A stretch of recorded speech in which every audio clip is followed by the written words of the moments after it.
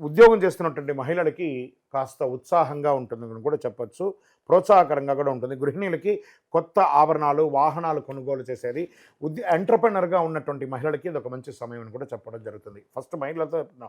ఉద్యోగం చేసే స్త్రీ, పురుషులు ఇరువురికి కూడాను ఉన్నతాధికారుల నుంచి మంచి ప్రశంసలు పొందే అవకాశాలున్నాయి. పదోన్నతి సూచనలు చాలా గట్టిగా ఉన్నాయి. పనిలో కాస్త కొత్త బాధ్యతలు వస్తే స్ట్రెస్ కూడా అయ్యే అవకాశాలున్నాయి. ఐటీ రంగం వారికి బాగా స్ట్రెస్ ఉంటుందని కూడా చెప్పడం జరుగుతుంది. వ్యాపారాల్లో లాభాలు పెరుగుతాయి. కొత్త ప్రాజెక్టులు మొదలుపెట్టే అవకాశాలున్నాయి. కాంట్రాక్ట్ వర్క్ చేస్తుంటారు. రోడ్ కాంట్రాక్ట్ కానీ, కన్‌స్ట్రక్షన్ కాంట్రాక్ట్ కానీ వాళ్ళకందరికీ ఇదొక మంచి సమయం అని కూడా చెప్పొచ్చు.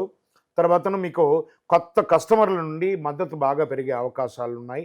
కొత్త ఆలోచనలు వచ్చే అవకాశాలున్నాయి. సృజనాత్మకంగా ఏదైనా కొత్తది మనం ప్రారంభిస్తాము బిజినెస్ అని అనుకుంటారు చూసారా? This is the right time. మంచి ఆలోచన చేయండి.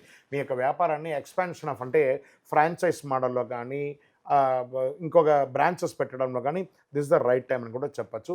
ఇండస్ట్రీస్‌కి మంచి అవకాశం. ఏదైనా మ్యానుఫ్యాక్చరింగ్ ఏమైనా పెట్టాలనుకున్న వాళ్ళకి this is the right time అని కూడా చెప్పొచ్చు. కుటుంబ సభ్యులు శుభకార్యాలు వచ్చే అవకాశాలున్నాయి.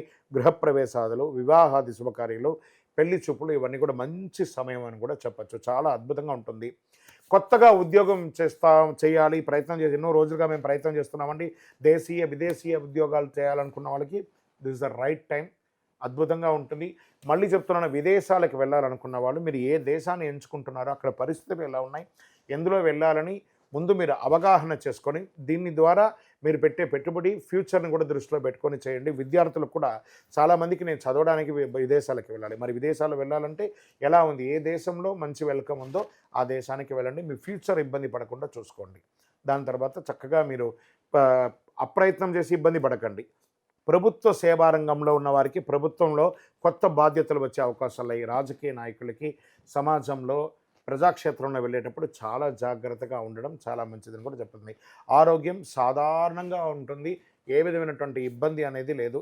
చంద్రాష్టమం 26 అక్టోబర్ 2025 ఉదయం 10:46 నుంచి మొదలుపెడితే 28 అక్టోబర్ 2025 రాత్రి 11:30 వరకు ఉంటుంది చంద్రాష్టమం.